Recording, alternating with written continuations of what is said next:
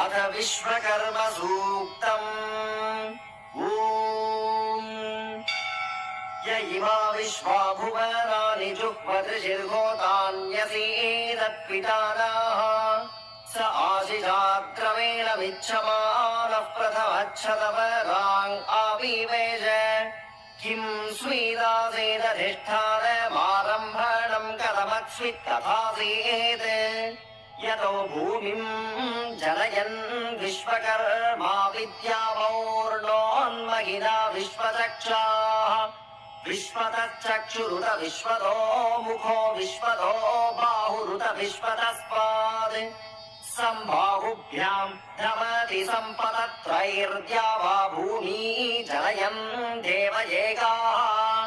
किं स्विद्वनं कौसवृक्ष आदयतो द्यावा पृथिवी तिष्ठतक्षुः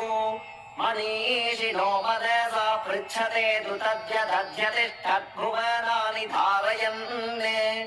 या ते धामानि परमाणि यावमाया मध्यमा विश्वकर्मन्नुतेमा शिक्षा सखिभ्यो हविषि स्वधाव स्वयं यजस्व तन्वं वृधानः विश्वकर्मन् हविषावावृधार स्वयं यजस्व पृथिवीमुदद्याम् मुह्यन् त्वन्ये अभितो जनादयिगास्माकं मघवासूरिरस्तु वाचस्पतिं विश्वकर्माणमूतये मनोजुवं वाजे अद्याहुवेम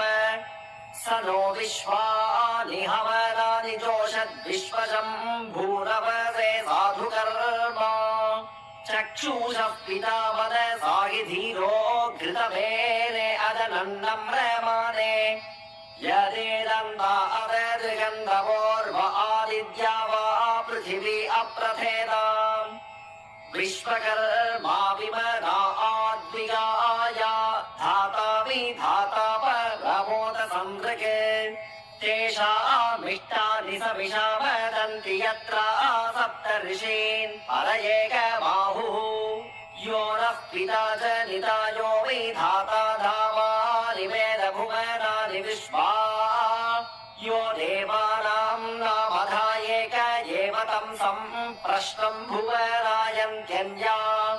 त आयजन्नद्रवीणं नमस्मादिशयः पूर्वे चरितारो न भूना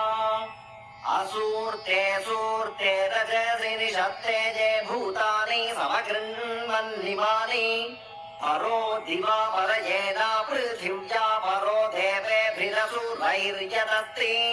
कं स्विद्गर्भं प्रथमं दध्र आपो यत्र देवाः समपश्यन्त विश्वे तमिद्गर्भं प्रथमं दध्र आपो यत्र देवाः समगच्छन्त विश्वे अजस्य नाभावद्येकमर्पितं यस्मिन् विश्वानि भुव